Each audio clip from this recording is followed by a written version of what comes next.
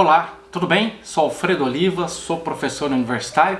Quero voltar a falar de Walter Benjamin. Eu quero falar um pouco sobre este livro aqui, publicado pela editora Autêntica aqui no Brasil, Imagens de Pensamento. E eu vou destacar um trecho pequeno, mas bastante rico, onde Walter Benjamin fala sobre pequenas habilidades. São, vamos dizer assim, 4 pequenas habilidades. Nós vamos analisar essas 4 habilidades a que ele se refere. Mas eu vou começar então falando sobre Walter Benjamin. Quem é Walter Benjamin? Lembrando então, é um filósofo alemão que viveu entre o fim do século XIX e início, as primeiras décadas do século XX. Se você quiser mais exatidão, nasceu em 1892 e morreu em 1940. Ele é um autor difícil de ser definido, às vezes ele é chamado de filósofo, de ensaísta, de crítico literário. O fato é que ele é um autor de uma imensa obra que envolve textos de tamanhos variados sobre religião, política, estética, literatura, né? Ele é um judeu que morreu, infelizmente, fugindo do nazismo. Muito triste, porque é um homem muito criativo, um gênio, tenha tido uma vida tão pequena, né? Poderia ter produzido tantas outras coisas interessantíssimas. Imagens de Pensamento, então, é um conjunto de aforismos e de pequenos textos. Foram escritos e publicados em lugares diversos, separadamente entre 1925 e 1934. Interessante isso, né? Se você quiser, entre as páginas 65 e 66, talvez a gente tenha uma pista do que ele entendia por imagens de pensamento. Ele diz assim, encontrar palavras para aquilo que temos diante dos olhos é qualquer coisa que pode ser muito difícil, mas quando chegam, batem com pequenos martelos contra o real até arrancarem dele a imagem, como de uma chapa de cobre. É fantástica essa imagem que ele utiliza, né? É um martelo batendo no real para extrair dele uma imagem. Talvez ele estivesse pensando nisso quando utilizou a expressão imagens de pensamento. Imagens de Pensamento é um bloco literário grande, né? com vários trechos, e eu vou então falar sobre um trecho chamado de Pequenas Habilidades. Ok? Está entre as páginas 129 e 132 dessa edição que eu estou utilizando, da Autêntica. Vamos lá, então vamos lá. Primeira habilidade, escrever bem. É legal isso, né? Ele diz assim: o bom escritor não diz mais do que aquilo que pensa. Walter Benjamin é um autor interessantíssimo e ao mesmo tempo enigmático, e eu acho que isso é proposital, né? Não é enigmático porque ele é confuso, ele é enigmático como recurso literário que ele utiliza para se comunicar, né? Mas eu acho que o que ele está dizendo aqui é que deve existir uma correspondência entre o que se pensa e o que se escreve, ou seja, um escritor, para poder escrever bem, ele deve saber evitar os excessos, né? Muitas vezes as pessoas rodeiam, né? Então elas têm uma ideia e rodeiam até chegar na ideia, e esse rodeio todo tira a beleza literária daquilo que vai ser dito. Me parece que o que Walter Benjamin está querendo dizer aqui é isso, né? Um bom escritor não diz mais do que aquilo que pensa. Ele diz ainda, na sequência, o dom do bom escritor é o de, pelo seu estilo, dar ao pensamento o espetáculo oferecido por um corpo treinado com inteligência e eficácia, né? Então é preciso saber, é preciso ser treinado para escrever bem, né? E o estilo daquele que escreve permite tornar aquilo que a pessoa pensa um verdadeiro espetáculo, né? É fantástico isso, é genial, né? E ele diz ainda na sequência: nunca diz mais do que aquilo que pensou. Assim, a sua escrita serve não a ele próprio, mas tão somente àquilo que quer dizer. Puxa vida, né? Então, para escrever bem é preciso ter estilo, é preciso ser econômico, é preciso ter habilidade, né? Treino, é preciso ter um corpo treinado, ou seja, só escreve bem uma pessoa que escreve bastante, né? Quer dizer, o treino, a escrita, o exercício da escrita é uma condição também fundamental para que a gente aprenda a escrever bem, né? Fantástico, né? Bom, depois ele fala de uma outra habilidade também interessantíssima, que é a habilidade de ler romances. E aqui ele começa então dizendo, né? É uma frase curta, mas ele diz assim: nem todos os livros se leem do mesmo modo, né? Quer dizer, um bom leitor, uma boa leitora deve saber que não se lê todos os livros da mesma maneira, certo? Um texto acadêmico se lê de uma forma, um romance se lê de outra forma, uma revista, uma notícia e por aí vai, né? Você deve saber que, assim como há variedades de modos de escrita, há também variedades de objetivos da escrita, e também aquele que lê tem sempre uma infinidade de objetivos, e é preciso saber o que você está lendo e por que você está lendo. E agora que vem o lance aqui, né? Os romances, por exemplo, existem para serem devorados. Lê-los é uma volúpia da assimilação. Fantástico isso, né?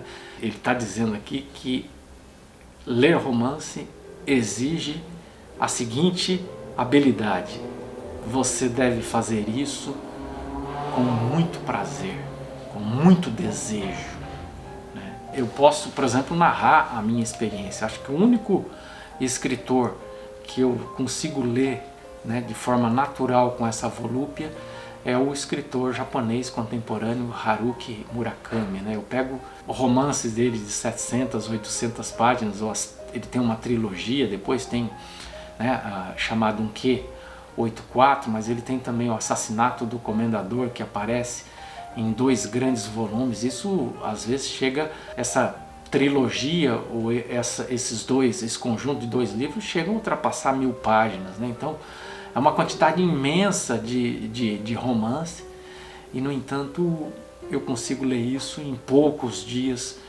porque o tipo de escrita dele e também o conteúdo, né, são extremamente instigantes para mim, né? Então eu vou lendo e eu leio assim, eu enlouqueço, eu até evito ler Haruki Murakami quando eu não estou com muito tempo para poder ler, porque eu não consigo parar, eu fico muito interessado, quero chegar logo ao fim do romance, e eu imagino que é disso que Walter Benjamin está falando. A terceira habilidade é o que ele chama de arte de narrar, né? Como é que desenvolvemos essa arte, né? Então ele diz assim: cada manhã nos traz as novidades do globo terrestre, no entanto somos pobres em histórias de espanto. Por quê? Porque não há acontecimento que nos chegue sem já estar impregnado de explicações, né? Ele tem uma birra, tem uma amarra aqui com a questão das explicações, né?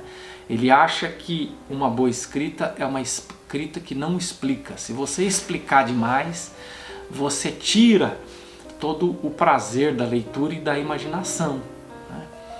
Então ele está fazendo uma crítica ao excesso de explicação que estava naturalmente aparecendo no estilo de escrita, né, das primeiras décadas do século XX. Eu diria que provavelmente isso se estende até a atualidade, né? Muita explicação, muita gente interpretando, muita gente falando mais do que deveria dizer, e tira naturalmente toda a graça da imaginação que deve naturalmente estar ali funcionando quando a gente está lendo algo.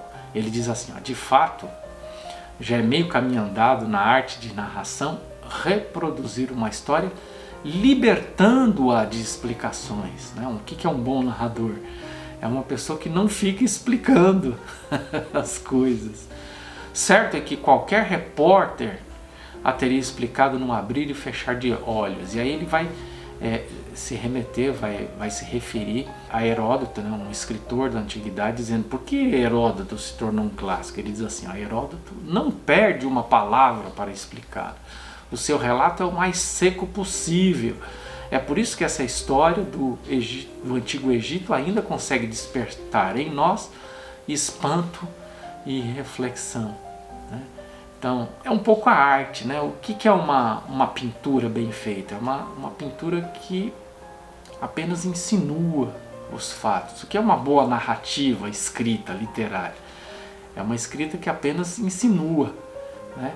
O resto fica por conta da imaginação do leitor, da leitora. E eu, quando falo sobre isso, para mim é inevitável pensar no romance Dom Casmurro, né, de Machado de Assis, onde ele narra uma história de amor, né, e aparentemente o autor insinua que há talvez uma traição por parte da personagem feminina, mas não está claro, e o romance termina sem a gente saber se houve ou não uma traição, se o personagem masculino é que imaginou essa traição, né? E a gente não consegue imaginar o que vai acontecer, como é que essa história vai terminar, né? E a gente fica então com a curiosidade instigada, né? Eu acho que é disso que Walter Benjamin está falando aqui, né? É isso que ele fala quando ele diz que um bom escritor, ele não explica demais, ele não entrega informação demais, né? Eu acho que é isso que eu vejo também em Haruki Murakami, né? O autor japonês contemporâneo. Os romances dele estão cheios de insinuações, né? Há coisas, né? Kafka, à beira-mar, insinua tantas coisas que a gente não consegue imaginar, né? A gente não sabe se o personagem principal, que é um adolescente, se ele matou o pai ou se ele imaginou que matou o pai, né? E por aí vai, né? Eu acho que é disso que Walter Benjamin está falando. E por fim, ele fala depois, né? Uma outra habilidade é saber consumar. Me parece que ele está falando da consumação de uma obra de escrita, né? Da escrita de uma determinada obra literária. Ele diz assim: muitas vezes a gênese das grandes obras foi entendida à imagem do nascimento. Como é que uma obra nasce? E ele diz, essa imagem é uma imagem dialética, abarca o processo por dois lados. Um deles tem a ver com a concepção criativa. Uma obra nasce da criatividade do autor, né? E refere-se no gênio ao elemento feminino. Esse elemento feminino esgota-se uma vez consumada a obra. E ele está chamando de elemento feminino a criatividade. Dá vida à obra e depois se extingue. O que morre no mestre com a criação consumada é aquela parte nele em que a obra foi concebida. Ora, acontece que essa consumação da obra, isso nos leva ao outro lado do processo, que talvez ele esteja chamando aqui de lado masculino, não é coisa morta. Não se pode alcançar a partir de fora. Não se chega lá limando e aperfeiçoando. Realiza-se no interior da própria obra. E também aqui se fala de nascimento. É a própria criação que, ao se consumar, dá novamente luz ao Criador. Então ele está falando de um processo dialético em que um autor cria a sua própria obra e a própria obra cria o seu autor.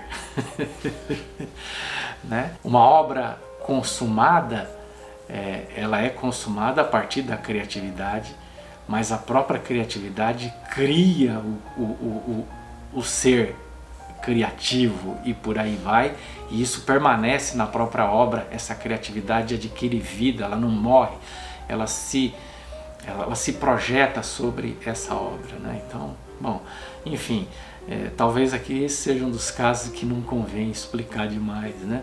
Basta ler e meditar sobre esse trecho maravilhoso de Walter Benjamin, que é um autor muito instigante para mim. Espero ter ajudado de alguma forma a elucidar essas habilidades ou pequenas habilidades que nosso autor aqui sugere para nós.